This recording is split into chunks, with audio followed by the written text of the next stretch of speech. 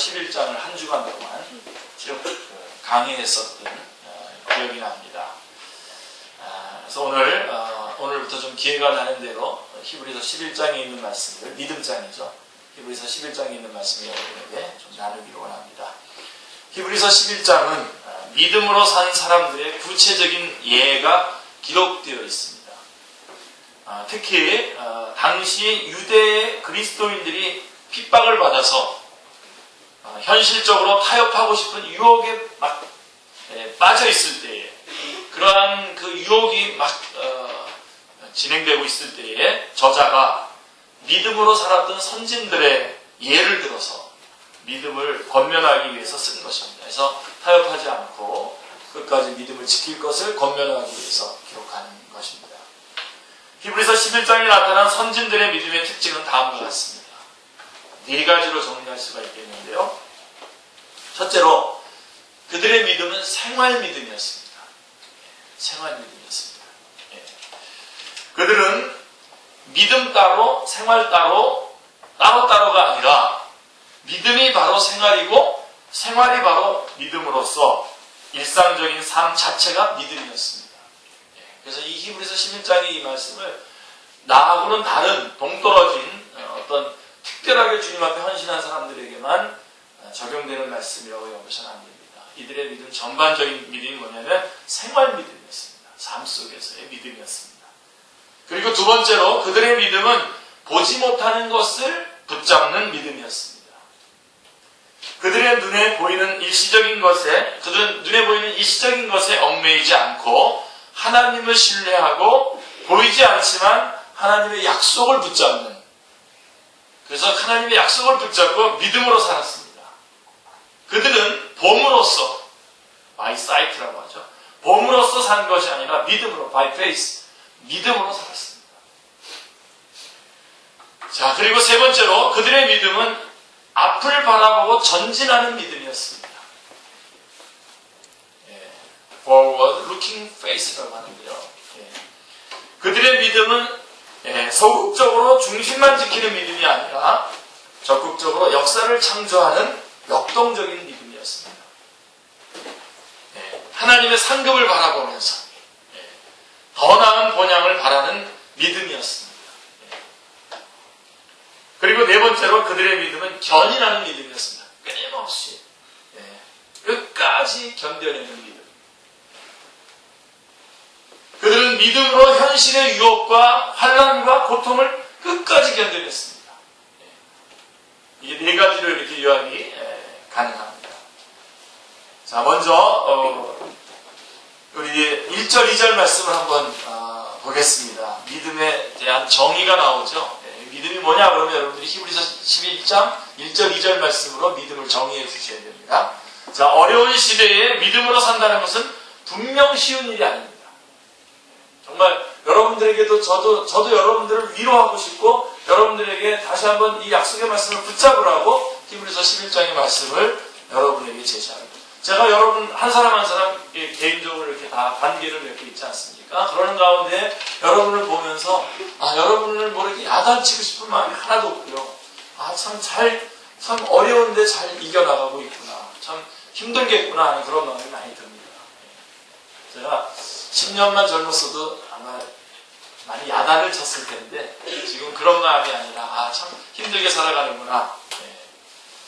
자, 특별히 믿음으로 살아가려고 하는 사람들을 볼 때 좀 재산상에 손해가 있더라도 정말 주님의 말씀대로 순종하며 살아가려고 하는 그런 말씀, 그렇게 살아가는 여러분들을 보면서 제가 정말 위로하고 싶고 여러분에게 정말 격려하고 싶은 마음이 있습니다. 자, 어렵죠? 이러한 시대에 믿음으로 살아간다는 건 어렵습니다. 그러나 믿음은 하나님을 기쁘시게 하고 우리의 영혼을 구원에 이르게 하며 세상을 이기게 하고 우리에게 상급을 가져다 줍니다. 그래서 이거는 절대로 포기할 수 없습니다. 믿음을 포기할 수 없습니다. 아멘. 자, 그러면 믿음이란 무엇입니까? 선진들은 어떤 믿음으로 승리하고 하나님을 기쁘시게 했습니까? 자, 1절에 보면 1절은 믿음에 대한 정의입니다. 믿음은 바라는 것들의 실상이요 보이지 않는 것들의 증거니라고 말씀하고 있습니다. 자, 여기서 볼 때에 믿음에는 두 가지 요소가 포함되어 있음을 알 수 있습니다. 즉, 바라는 것과 보이지 않는 것. 이것이 바로 그것입니다. 자, 첫째, 믿음은 바라는 것들의 실상입니다. 네, 어렵나요? 아니죠? 그죠? 아멘. 네. 믿음은 바라는 것들이, 이 실상이라고 하는 것은 hypostatis라고 하는 헬라어인데요. 실체라고 하는 뜻이죠. 실체. 실체라는 substance라고 하는, 더 substance라고 하는 실체라고 하는 뜻이 있고, 또 하나는 무슨 뜻이냐? 확신이라고 하는 뜻이, 더 assurance라고 하는 확신의 뜻을 가지고 있습니다. 그러니까 실체는 믿는 대상면에서 객관적인 의미를 말하는 것이고요. 그러니까 객관적으로 실체가 있는 거예요. 믿음이라는 것은. 네. 그러니까 우리가 많이 지금 우리 한국식 그 샤머니즘적인 거에 오리엔테이션 되어 있는 많은 분들은 믿음, 뭐가 실체가 있거나 없거나 일단 내가 감동받으면 된다 뭐 그런 식인데요. 절대로 그렇지 않습니다. 믿음은 실체가 있어요. 실체, 객관적인 실체를 말하는 것이고, 이 hypostatis는 또 확신이라고 하는 뜻도 되는데, 이것은 믿는 자의 주관적인 의미를 말하는 것입니다. 그러니까 한마디로 얘기하면 믿음은 허망한 것을 맹목적으로 믿는 것이 아니라 객관적인 실체를 주관적으로 확신하는 것입니다. 이거를 딱 붙잡으셔야 됩니다. 객관적인 실체를 주관적으로 확신하는 것, 이것이 믿음입니다. 히브리서 3장 14절에서는 이 hypostatis를 뭐라고 얘기하고 있냐면, 자, 우리가 시작할 때 확신한 것, 이게 hypostatis입니다. 그래서 확신한 것이라고 말씀하고 있는 것입니다. 자, 믿음은 바라는 것에서부터 시작이 됩니다. 아멘. 네, 여러분에게 그러한 믿음이 강력하게 오늘 여러분이 주어지고 확신 가운데 여러분의 믿음이 여러분의 것이 되기를 바랍니다. 사람들은 무엇인가 바라며 살아갑니다. 좋은 대학에 들어가기를 바라고 좋은 직장 얻기를 바랍니다. 사람들은 오늘보다 좀 더 나은 삶, 좀 더 나은 사회를 희망하면서 살아갑니다. 건강하길 바라고요. 또 경제적인 안정을 바랍니다. 정말 요즘 같은 경우에 정말 이게 정말 바라죠. 경제적인 안정. 아무도 안 쳐다보려고 합니다. 이거 말할 때. 정말 이 경제적인 안정이 좀 돼야 될 텐데. 자, 이처럼 사람들이 바라는 것을 분석해보면 대부분 눈에 보이는 것들입니다. 그래서 눈에 보이는 것들이기 때문에 현실적이고 또 그 다음에 물질적입니다. 대부분. 사도 바울은 로마서 8장 24절에서 이렇게 말씀했습니다. 우리가 소망으로 구원을 얻었음에 보이는 소망이 소망이 아니니 보는 것을 누가 바라리요? 라고 이렇게 말씀하고 있습니다.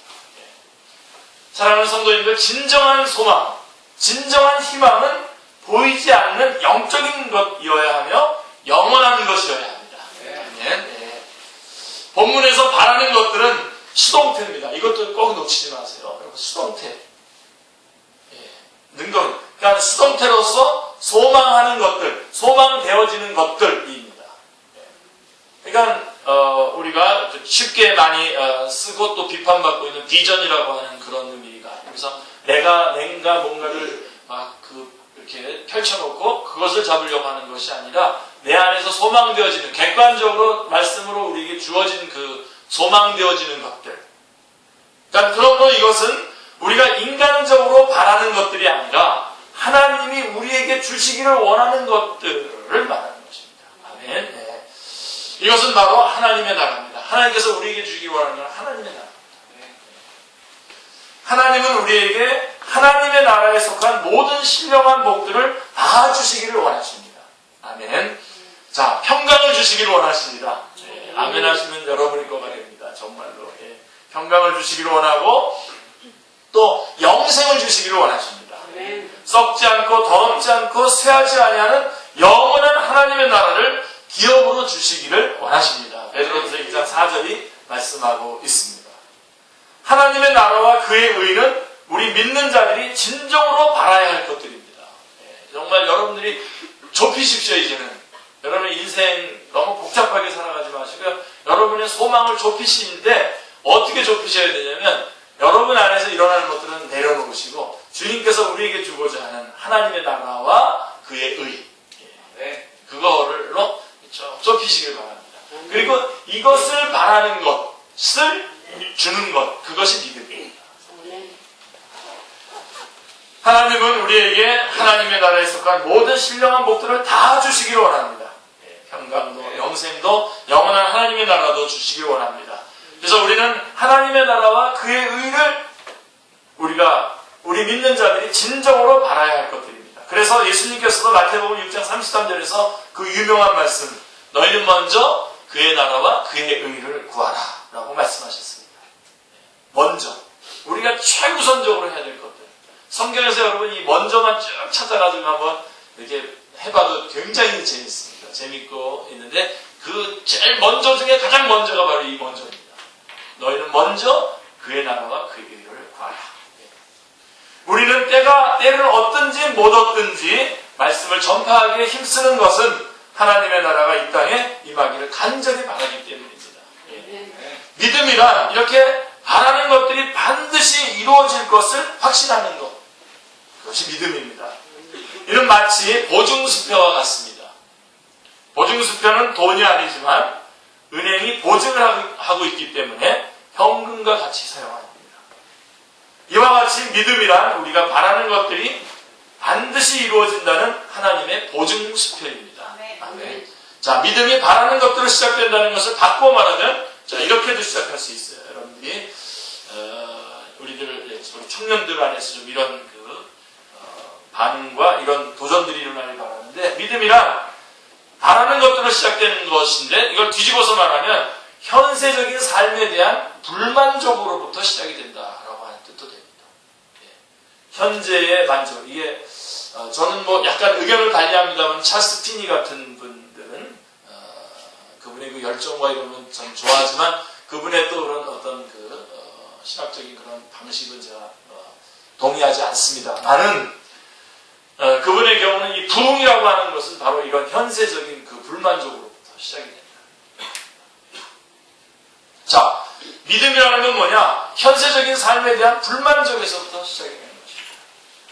다시 말해서 현세적인 삶에 대해 만족하고 안주하고자 하는 자들, 인생을 단지 먹고 마시고 즐기기 위해서 살아가는 사람들은 결코 믿음을 가질 수 없습니다. 기독교 신앙이 여러분 순교로 요약되는 이유가 바로 여기 있는 것입니다. 뭐라고 얘기하더라도 기독교 신앙을 한마디로 좀 분명하게 정리해라 한다면 순교라고 말할 수밖에 없습니다. 순교란 기독교가 추구하는 진정한 행복, 진정한 가치, 진정한 영광이 이 세상에 없다는 것을 가장 극명하게 나타내주고 있는 것입니다. 이 땅에 있다면 왜 순교합니까? 이 세상의 어떤 것, 수명이나 건강이나 지위나 명예나 부귀나 영화나 그 어떤 것에도 모두 진정한 가치가 없다는 것에 대한 증명이 순교입니다. 여러분, 이제 우리 뭐 다음 주나 우리 이번 다음 주에 우리가 또 세례식, 우리 혜리자매 세례식도 하고 또 그다음에 우리 성찬식도 좀 하고 그러라고 하는데요. 무슨 얘기하려고 하다가 불만. 예, 정말 우리가 그냥 솔직하게 정말 딱 얘기하면 이렇게 세례를 받고 그럴 때 우리가 분명하게 얘기해 줘야 됩니다. 여러분들이 전도할 때도 분명하게 얘기해 주셔야 됩니다. 예수 믿으면 이제부터 고난이 있을 겁니다 라고 하는 것도 말해 주셔야 돼요. 그런데도 예수 믿겠다고 한다고요. 왜 그러냐면 성령님이 역사하기 때문에. 근데 우리가 이런 걸 안 말해주고 그냥 돌려서 이렇게. 그러나 여러분 고난만 있습니까? 그 안에 깊은 기쁨이 있습니다. 자, 이처럼 믿음에는 현세적인 삶에 대해 불만족을 느끼고 참되고 영원한 것을 바라고 소원하는 것이 있어야 합니다. 하나님은 그 마음에 간절한 영적 소원을 가진 자들을 기뻐하시고 그 믿음에 복 주십니다. 아멘. 예. 마태복음 9장 27절로 30절에 보면 두 소경의 부르짖음이 나오는데요. 예수님이 길을 가실 때에 두 소경이 따라오면서 소리를 질렀어요. 다윗의 자손이여, 우리를 불쌍히 여기소서 하고서 막 따라옵니다. 예. 그러나 예수님은 그들의 믿음을 테스트하기 위해서 들은 척도 하지 않고 집에 들어가셨습니다. 이런 점 많아요, 여러분. 주님의 방법이에요. 이런 점 많습니다. 그런데 이 소경들은 낙심하지 않고 어떻게 했냐면 계속해서 다윗의 자손이여 우리를 불쌍히 여기서 사면서 이중창으로 부르짖으면서 집까지 따라 들어갑니다. 예수님 들어간 집까지 따라 들어갑니다.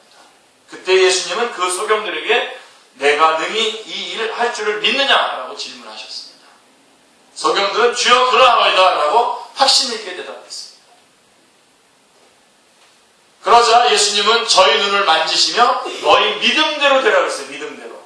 그 사람들의 믿음이 믿지 못했으면 안 고쳐지는 겁니다. 믿음대로 되라 말씀하시며 그들의 믿음에 복을 주셨습니다. 믿음에다가 복을 주셨습니다. 좀 이러한 그 결단, 크게 입을 열고 과감하게 붙잡고 담대하게 믿음을 구사하는 그런 믿음을, 여러분, 저도 적은 교회에서는 좀 그런 그 용사들이 많이 나와야 됩니다. 여러분들이 좀 그렇게 되길 바랍니다. 우리 여전사들이 좀 몇 명 있는 것 같고, 우리 형제들은 좀 왜 이렇게 좀 찌질한지 모르겠어요. 형제들이 좀 확 들고 일어났으면 좋겠는데요. 자, 이와 같이 우리가 영적 소경임을 인식하고 영적 세계를 보고자 하는 간절한 영적 소원이 있을 때에 주님께서 그 믿음대로 영적인 눈을 뜨게 해주십니다. 아멘. 자, 아브라함은요 75세 때에 늙은 나이에 신앙생활을 시작했습니다. 그는 성장하기에는 너무 늙었습니다. 그러나 하나님은 그가 세상 만민의 복의 근원이요 열국의 아비로 성장할 놀라운 희망을 가지셨습니다. 아브라함은 자기가 자신에게 희망을 둘 수 없지만 아브라함은 자기 자신에게는 희망을 두지 않았습니다. 둘 수 없었지만 하나님이 자기에게 두신 희망을 붙잡았어요. 하나님이 그에게 둔 희망을 희망했어요. 그걸 붙잡았어요. 그래서 여러분 우리가 믿음이라고 했을 때 마치 우리 쪽에서 뭔가 자가발전해서 뭔가 붙잡아야 되는 거라고 생각하지만 우리는 조석변이고요. 우리는 얼마든지 바뀝니다.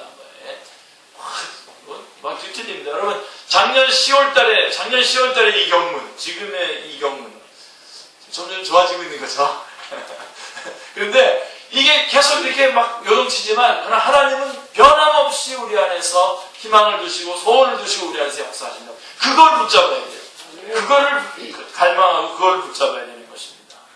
자, 한 번은 아브라함이 신앙생활한 지 10년이 되어도 자식을 주지 않자 절망에 빠져 있을 때에 하나님은 그를 데리고 바깥으로 나가서 시청각 교육을 하시면서 말씀하셨습니다. 창세기 15장 5절 말씀을 보시죠. 그를 이끌고 밖으로 나가 이르되 하늘을 우러러 무뼈를 셀 수 있나 보라. 또 그에게 이르되 내 자손이 이와 같으리라. 이렇게 말씀하고 있습니다. 이는 현재 딸자식 하나 없는 아브라함에게는 도저히 바랄 수도 없는, 믿을 수도 없는 황당무계한 말입니다. 지금 자녀도 하나도 없는데 그렇다고 다른 무슨 어떤 꼬투리도 하나도 없는데 하늘의 별처럼 바닷가에 모래알과 같은 자손을 주겠다라고 하는 것이죠. 근데 어떻게 하는지 아세요? 아브라함이 아멘하고 믿습니다. 그게 창세기의 그 유명한 15장 6절 말씀이에요. 아브라함이 여호와를 믿으니 여호와께서 이를 그의 의로 여기시고, 바로 이 믿음의 퀄리티가 바로 예수님이 십자가에 달려 돌아가시고 부활하셨다라고 하는 십자가와 부활을 믿는 믿음의 퀄리티랑 똑같다는 겁니다. 예수님을 죽은 자 가운데서 살려내신 그 부활의 역사를 일으킨 그 믿음과 똑같은 퀄리티라는 겁니다. 그게 로마서 4장에 잘 나와 있죠.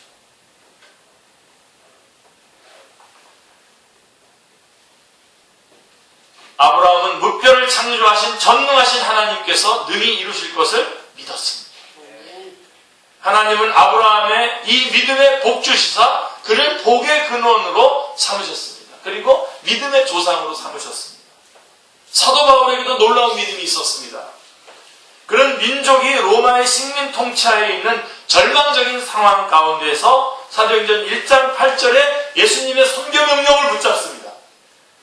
여러분을 붙잡는 게 아니고요, 성경 말씀을 붙잡는 것이 믿음입니다. 사도 바울의 입장에서 지금 이 전 세계를 향해서 땅끝까지 이르러 주의 복음을 전한다라고 하는 것은 개인적으로 도저히 불가능한 일입니다. 그렇지만 그는 주님께서 주신 명령의 말씀을 붙잡았어요. 그게 사도행전 1장 8절의 말씀입니다. 오직 성령이 너희에게 임하시면 너희가 권능을 받고 예루살렘과 온 유대와 사마리아와 땅끝까지 이르러 내 증인이 되리라 하십니다. 이 말씀을 붙잡았어요. 절망 가운데에 사도행전 1장 8절에 예수님의 선교명령을 영접하고 세계 복음화의 비전을 가졌습니다. 가끔씩 이렇게 선교하겠다 그러면서 이렇게 저하고 상담도 하고 그러시는 분들 가운데서 어려운 게 뭔지 아십니까? 나 같은 게 뭘 할 수 있겠냐고 이렇게 말할 때 참 어렵습니다. 그 나 같은 게를 제가 분석해 드려볼까요? 하나님의 형상으로 지음받은 자고요.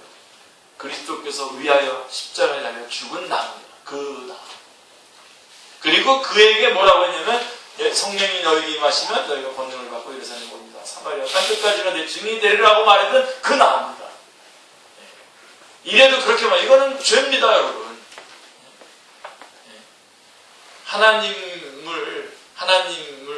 하나님이 주신 그 비전과 하나님이 주신 말씀을 가지고 있는 내가 나를 폄훼하는 것은 죄입니다, 여러분. 자기 몸 관리 안 해가지고 몸 아픈 것도 죄고요. 하여간 이 하나님의 성전 아닙니까? 그리고 이 주신 약속의 말씀 붙잡는 나 아닙니까? 저도 지지난주에 아팠었습니다.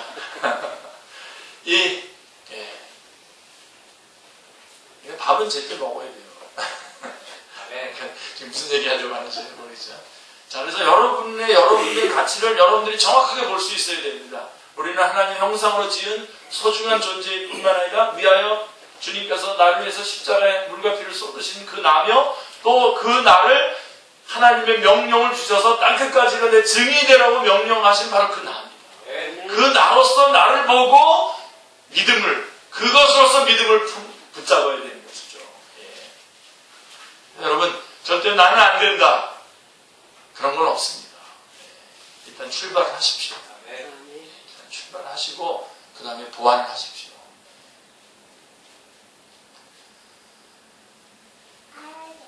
그는 이 비전, 예루살렘 온 유다와 사마리아 땅끝까지 내 증인이 되리라고 하는 이 비전을 붙잡고 쉬지 않고 기도하고 복음을 전함으로써 이방 세계를 개척해 나갔습니다. 에베소 교회를 개척한 후에 그는 얼마든지 노년을 편히 즐길 수 있었지만 오히려 이때에 로마 정복의 환상을 보았습니다.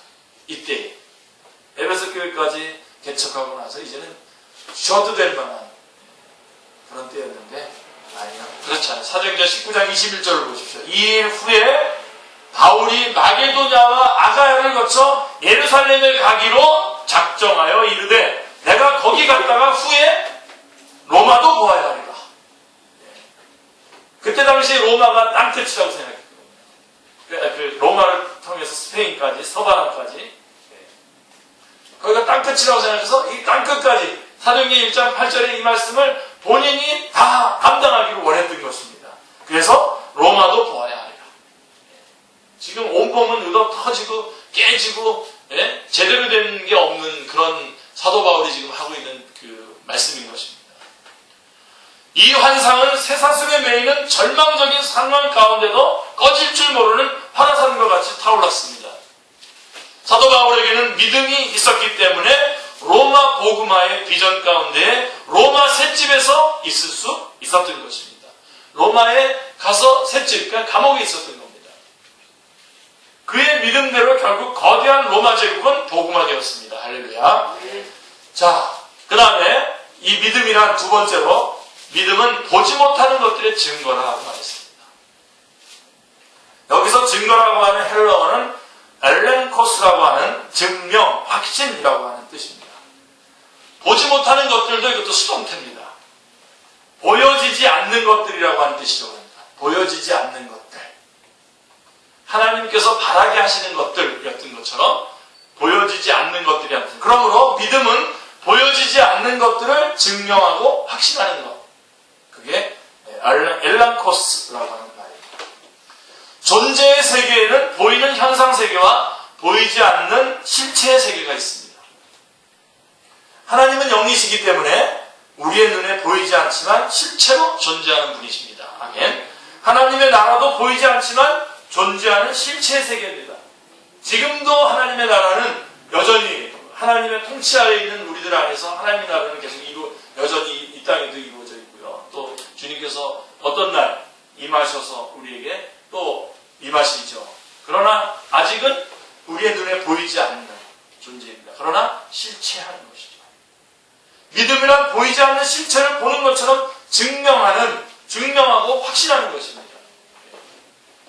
자, 배의 가판에서 두 사람이 서서 먼 수평선을 지금 응시하고 있습니다. 한 사람은 아무것도 보이지 않지만 다른 한 사람은 멀리 있는 기선의 모습을 생생하게 보고 설명합니다. 자, 왜 그렇죠? 한 사람은 지금 육안으로 보고 있는 것이고 한 사람은 망원경으로 보고 있는 것입니다. 이와 같이 불신앙으로 보면 그냥 있는 세상의 눈으로 그대로 보면 영적인 세계가 전혀 보이지 않기 때문에 하나님께서 말씀을 통해 우리 앞에 제시한 것들은 모두 허구적이고 모호하고 쓸데없는 것처럼 보입니다. 그러나 믿음의 망원경으로 보면 하나님의 세계는 너무나 생생하게 보이기 때문에 도무지 의심할 수가 없는 것입니다. 예. 과거에 믿음이 없어 거듭나기 전에는 성경은 한낱 시대에 뒤떨어진 수면제 역할을 하는 책에 불과했었습니다. 그러나 믿음으로 거듭나서 영적인 눈을 뜨고 성경을 볼 때에 성경은 구원의 계시를 주는 엄청난 보화가 담긴 하나님의 말씀임을 깨닫게 되는 것입니다. 이처럼 믿음은 보이지 않는 영적 세계를 보게 해주는 것입니다. 할렐루야. 믿음이란 신비스럽고 비밀스러운 것입니다. 이 믿음의 세계는 인간의 이성이나 지혜로는 알 수 없고 오직 믿음으로만이 알 수 있는 것입니다. 그래서 믿음은 하나님이 그 자녀에게 주시는 선물입니다. 자, 2절을 보세요. 선진들이 이로써 선진들이 이로써 증거를 얻었느니라 이렇게 말씀하고 있습니다.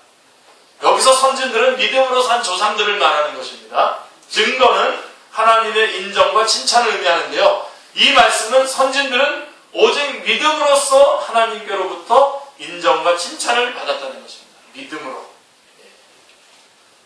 세상에서는 사회적인 지위와 권세 그리고 물질의 소유가 인정과 칭찬의 기준이 됩니다.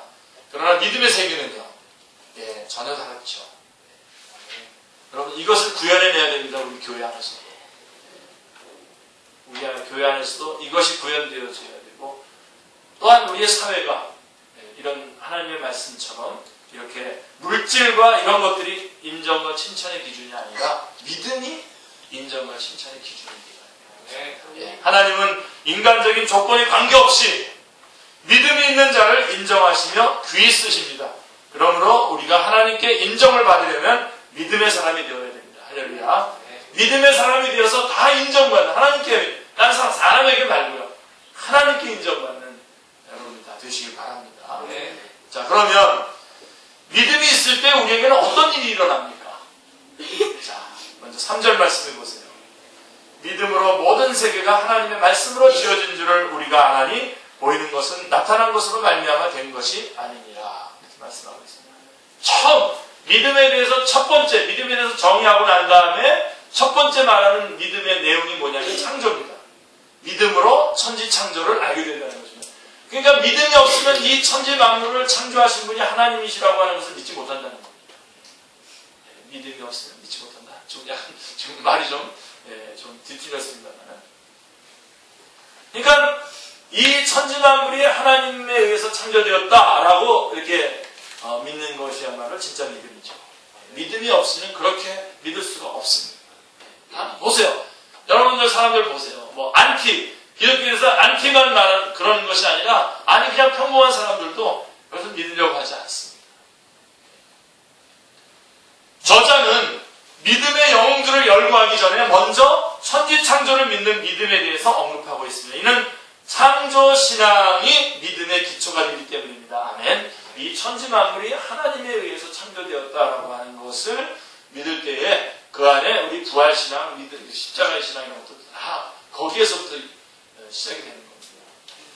사람들은 이 세계가 어떻게 존재하게 되었는가에 대해 끊임없이 연구해 왔습니다. 여기서 물리학, 천문학, 철학 등이 발달되었고 예를 들면 진화론이라든가 빅뱅 이론 같은 것들이 나왔습니다. 그러나 이런 것들로 세상을 이해하는 데는 한계가 있고 설명되어지지 않는 부분이 너무나 많습니다. 그러면 세상이 어떻게 생기게 되었는지 알 수 없는 겁니까? 그렇다면 아니죠. 3절 말씀을 보세요. 뭐라고 되어 있습니까? 믿음으로 모든 세계가 하나님의 말씀으로 지어진 줄을 우리가 믿음으로 안다는 겁니다. 믿음의 눈으로 볼 때에만이 세상이 어떻게 생겼는지 알 수 있습니다. 전능하신 하나님을 믿는 믿음이 있을 때에 이 세상이 보이지 않는 하나님의 말씀으로 지어진 줄을 알 수 있습니다. 여러분, 말은 보이지 않습니다. 말. 그런데 하나님이 빛이 있으라 말씀하시니 빛이 있게 되었고, 하늘에는 새가 나르라 하시자 까마귀, 독수리 등 온갖 종류의 새가 날게 된 것입니다. 눈에 보이지도 않는 말씀으로 눈에 보이는 이 물질 세계를 만들었다는 것은 이성으로는 도저히 이해되지 않지만 믿음이 있으면 이는 아주 명백한 사실로 받아들여집니다. 할렐루야. 성령님의 역사인 거죠. 말씀을 믿는 믿음이 있을 때 비로소 믿음의 세계로 본격적으로 들어가기 시작하는 것입니다. 이 믿음이 있을 때 하나님의 무슨 말씀이라도 다 믿을 수 있고 성경 66권을 온전히 믿을 수 있는 것입니다. 어떤 신학자는 성경 속의 기적은 신화적인 요소라면서 이것을 이제는 빼고 읽어야 한다고 주장합니다. 그러나 이것은 자신에게 천지창조의 신앙이 없음을 확인해 주는 것밖에는 아무것도 아닙니다. 천지창조의 믿음을 가질 때에 우리가 말씀의 능력의 세계로 들어가고 어떤 상황 속에서도 흔들리지 않고 믿음을 지켜갈 수가 있습니다. 하나님의 천지창조를 믿지 않고 진화론을 믿게 될 때에 모든 것이 허무하고 우리의 인생은 운명적이 되어버립니다. 이러한 세계는 온통 혼돈과 흑암과 공허로 가득 차게 됩니다.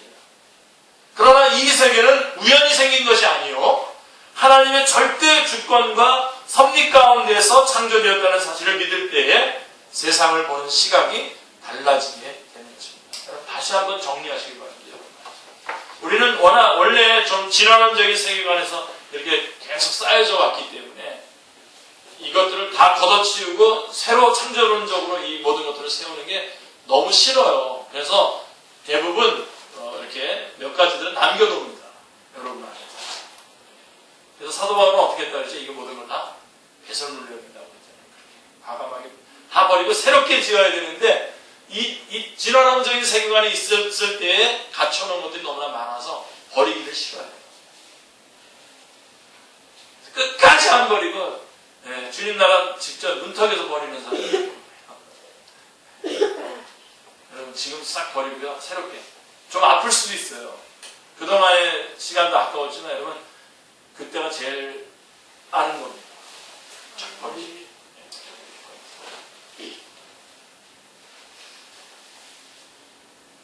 생각하는 가치 기준과 삶의 양식이 달라지죠. 인간은 더 이상 운명의 노예가 아니라 분명한 존재의식과 목적과 사명을 가진 복된 존재가 되는 것입니다.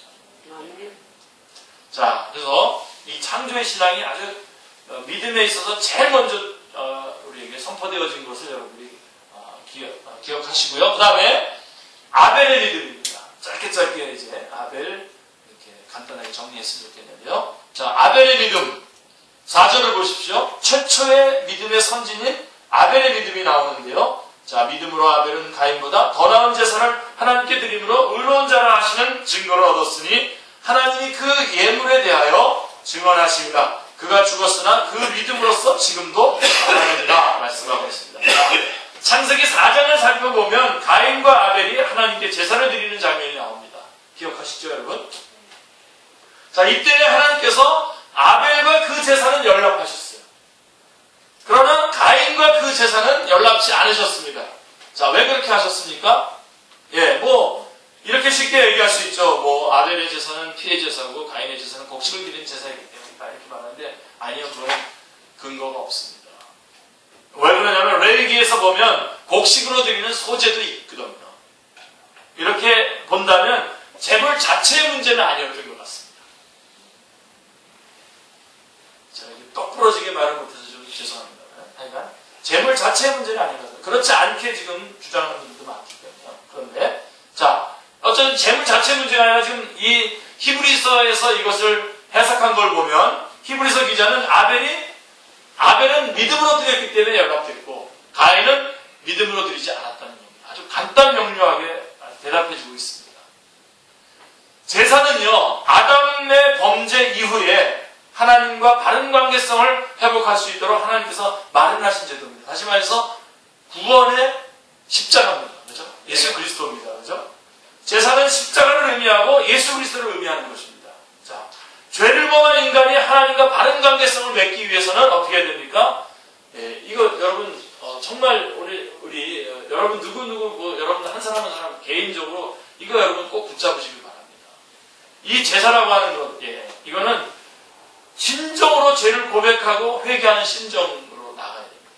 진정으로 죄를 고백하고 회개하는 심정. 그러니까 여러분 우리가 지금 이 예배 나올 때도 나는 괜찮은 사람이야 예배 드려줘야지 천만의 말씀 큰일 날 일입니다. 여러분.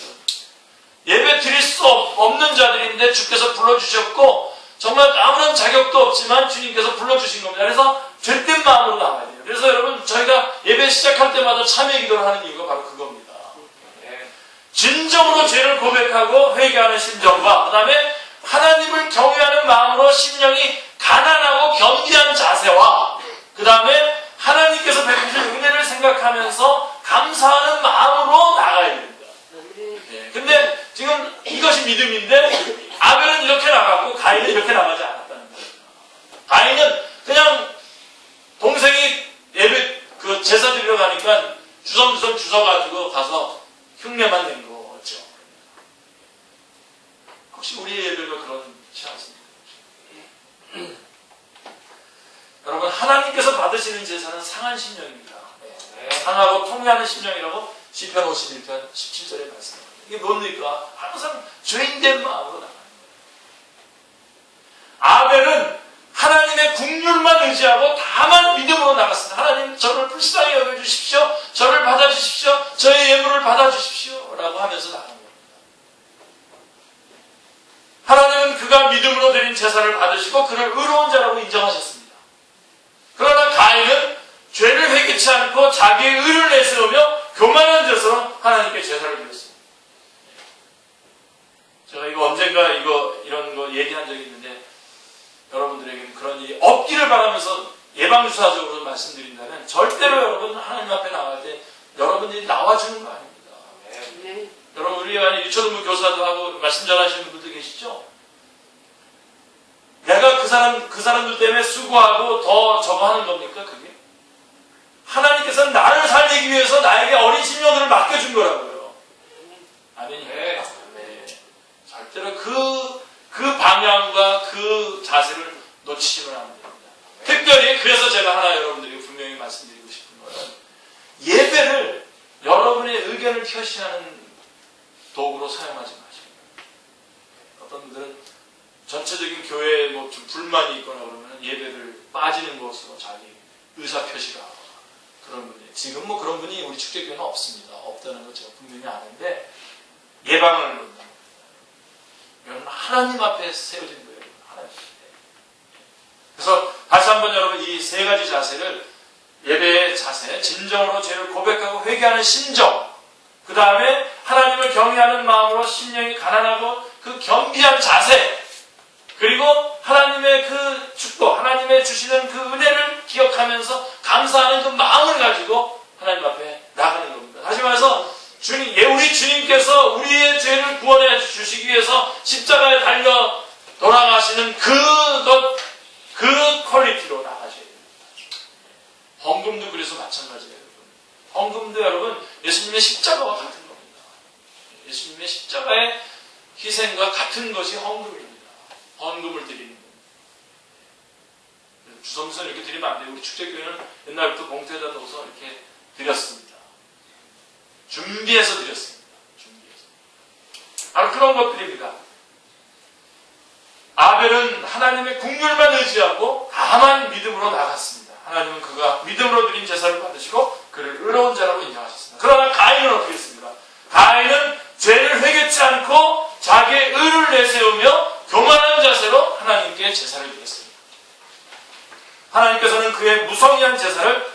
하실 수 없으셨습니다. 회개하는 심령이 없이 굳어진 마음으로 드리는 예배나 영과 진리로 하나님께 예배드리고자 하는 간절한 마음이 없는 형식적이며 습관적인 예배는 하나님께서 기뻐하시지 않습니다. 하나님께서 아벨과 그 제사는 연락하시고 가인과 그 제사는 거절하셨습니다. 가인은 분노했습니다. 분노가 치민 걸 보면 분명히 그는 믿음으로 하나님 앞에 제사를 드립니다. 그는 시기심의 노예가 되어서 이사모를 읽고 하나님의 경고하심, 내가 선을 행하면 어찌 낯을 주지 못하겠냐, 선을 행하지 않으면 죄가 문에 엎드리느냐, 죄가 너를 원하나 너는 죄를 다스려라 라고 이렇게 경고하셨음에도 불구하고 아벨을 돌로 쳐서 죽였습니다. 가인은 최초의 살인자가 되었고 아벨은 최초의 순교자가 되었습니다. 최초의 살인이 최초의 순교를 만들어냈습니다. 아벨은 믿음으로 살았지만 그 최후는 비참했습니다. 그러나 비록 그의 육신은 죽었지만 그의 믿음은 죽지 않았습니다. 그의 믿음은 살아서 오늘날 우리에게 여전히 말해주고 있습니다. 이는 믿음으로 나오는 자만을 하나님께서 받으시고 의롭다 인정해 주신다는 사실을 나타내고자 했습니다. 오늘 하나만 더 중요한 거 하나 더 붙잡고 마쳤으면 좋겠는데요. 자, 우리는 이 아벨을 통해서, 자, 이제 제가 아주 실제적인 얘기 잘 안 했는데요. 부속사의 관점으로만 많이 여러분들에게 오리엔테이션 하느라고 많이 뭔가 했는데 오늘 기회가 와서 히브리서 11장에서 좀 말씀드리는데요. 자, 우리는 이 아벨을 통해서요. 이걸 꼭 아셔야 됩니다. 꼭 여러분 놓치지 마시고 서로 비교하지 마셔야 돼요. 믿음으로 살지만 결과는 좋지 않을 수도 있다는 사실입니다. 아벨은 믿음으로 제사 드렸는데 죽었어요. 하나님 앞에 연락돼서 하나님 나라 천국의 인도함을 받는 것도 좋지만 지금 이 땅에서 볼 때에 결과가 좋지 않을 수도 있다는 사실을 여러분이 기억하셔야 됩니다. 사람들은 믿음으로 살면 복받고 모든 것이 잘 되고 해피엔딩으로 끝나야 된다고 생각하죠. 사람들은 그렇게 생각합니다. 믿음으로 살았는데도 결과가 좋지 않을 때에 하나님을 원망하고 신앙생활에 회의하기 쉽습니다. 그러나 결과가 중요한 것이 아니라 하나님께 인정을 받는지의 여부가 중요합니다. 그렇기 때문에 구체적으로 우리 공동체 안에서 조심해야 할 것 한 가지가 있습니다. 결과가 좋지 않게 끝난 것처럼 보이는 사람들의 믿음을 의심해서는 안 됩니다. 그러니까 이거보다 더 크게 나가면 일단 다른 사람에 대해서 의심하지 마세요. 근데 더 중요한 거는 저분이 이렇게 했는데 왜 교통사고가 꼭 불행한 겁니까? 하여간 어쨌든 그런 그렇게처럼 보이는 그런 결과를 지금 여러분 우리 믿음이 있는 믿음이든 말이에요. 세상 사람들이 너 그게 뭐냐? 너 그 정도밖에 아니냐? 이렇게 하면 막 위축되잖아요. 우리. 세상 사람이 말하는데도 위축돼요. 네? 그러거나 말거나 당당하게 살아가는 분들도 있지만 우리 차현석 지사님은 당당하게 살아가고 있지만 우리가 공동체 안에서 서로 조심해야 돼요. 항상 그분을 위해서 섬겨주고 그분을 위해서 기도해주고 그거 이외에는 상대방을 향해서 너 그렇게 한다면서 그거밖에 안 돼? 이런 식으로 하지 마세요. 마땅히 나타나야 될 시간에 안 나타나는 분에 대해서도 절대로 여러분들이 그렇게 점검하시면 안 돼요. 왜요? 지금 보세요. 아벨은 믿음으로 제사를 드렸는데 지금 사람들이 볼 때는 저건 뭐야 저렇게 그냥 쉽게 얘기해 저렇게 개 죽음을 당했네? 이렇게 말하기 쉽지 않습니까? 그러나 여러분 실제로 어떻습니까? 아벨은 하나님께 자기의 연락됐고 하나님의 영광 가운데 최초의 믿음으로 주님 앞에 드려진 주님 앞에 인정받은 사람. 그래서 여러분 이 부분 꼭 붙잡으시고 우리 공동체에는 당연할 뿐만 아니라 여러분이 또다시 어느 차원에서든지 속하는 공동체 안에서도 항상 그러한 것을 지켜야 해요. 그래서 여러분들이 그 공동체에서 가장 쪼다로 드러나더라도 그렇게 사십시오. 아멘. 절대로 그렇게 사십시오. 스데반은 돌에 맞아 죽었습니다. 대단한 사람입니다. 스데반이 어떤 사람인지 여러분 사도행전 6장은 아주 그냥 줄줄이 얘기하고 있지 않습니까? 그는 성령도 충만하고 지혜도 충만하고요. 그 다음에 민간의 기사에 표적도 행했고요. 천사 얼굴도 가졌고요. 또 학자들의 말에 의하면요. 가멜리엘 문화에서 공부했죠. 어마어마합니다. 대단한 사람인데 그냥 그러면 죽어요. 사도 바울은 예수님을 믿고 난 다음부터 엄청난 고생을 하다가 나중에 목배임을 당해서 죽었습니다.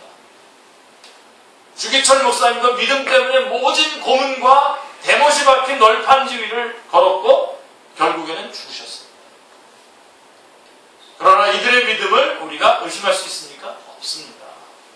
한국교회 안에 샤머니즘의 영향을 받은 소위 성공신학, 범용신학이 자리를 잡으면서 사람들은 은근히 저 사람이 저렇게 된 것을 보면 뭔가 문제가 있었던 게 분명해 라고 하면서 믿음의 사람을 호도하는 경우를 많이 보게 됩니다. 제가 우리 목사님들 모임 가운데 한 모임에 나가다가 안 나갑니다. 바로 이런 짓을 하고 있어서 안 나갑니다. 우리는 이런 것에서 조심하여 스스로 삼가야 할 것입니다. 아벨의 경우도 마찬가지입니다. 이들은 다 죽었으나 그 믿음으로 오늘도 그들이 옳았음을 말하고 있는 것입니다. 우리가 결과에 연연하지 않고 믿음으로 더 나은 제사를 드리기에 힘쓰므로 아벨과 같이 우리의 삶도 하나님으로부터 증거되어질 수 있는 여러분들이 다 되시기를 기도합니다. 아벨을 통해서 우리는 그리스도의 삼중의 복을 확인합니다. 놀랍습니다. 이 아벨의 모습을 통해서 우리는 삼중의 복을 확인할 수 있는데요. 그리스도인은 세 가지 이거 꼭 붙잡으십시오. 살면, 살아있으면 그리스도를 전해서 복이고, 아멘. 그 다음에 죽으면 그 죽음이 그리스도의 영광을 드러내서 복이고, 그 다음에 죽고 나면 천국에 들어가니 또 복이죠. 네. 지난주에 제가 천국 얘기했죠. 우리가 아벨을 보면서, 제가 사실 이거 중국에서 이 말씀, 중국교회 그 지하교회 지도자들 이게 다 돌면서 나갔던데, 지도자들하고 이 말씀을 나눴을 때요, 정말 느껴졌어요. 그분들이 이 말씀에 너무 너무 소망하면서, 너무 감사해하면서 들었던 것이죠. 그래서 다 끝나고선 다 와서 그냥 끌어안고 같이 안수기도 해주고 그러면서. 사도 바울은 감옥에서 이렇게 고백했습니다. 이는 내게 사는 것이 그리스도니 죽는 것도 유익하니라 고백했습니다. 제가 에녹과 노아 준비했는데 여기까지만 오늘 해야 될 것 같습니다. 아벨의 이 믿음, 정말 준비된 마음으로 주님 앞에 나가서 주님이 십자가에 달려 죽으시는 것 같은 그러한 자세로 예배드립니다. 그래서 정말 주님으로부터 받는 놀라운 인정받는 주님의 백성들이 되시는 여러분들 다 되시길 바랍니다. 특별히 삼중의 복, 살아있으면 그리스도를 전하고 죽으면 하나님 앞에 영광이 돌아가고 그 그리스도인의 죽음을 통해서 하나님께 영광이 돌아가고 또 정말 저희들에게 천국이 주어지는 복을 누리는 여러분들 다 되시기를 주님으로 축원합니다. 기도하겠습니다. 하나님 너무나 감사합니다.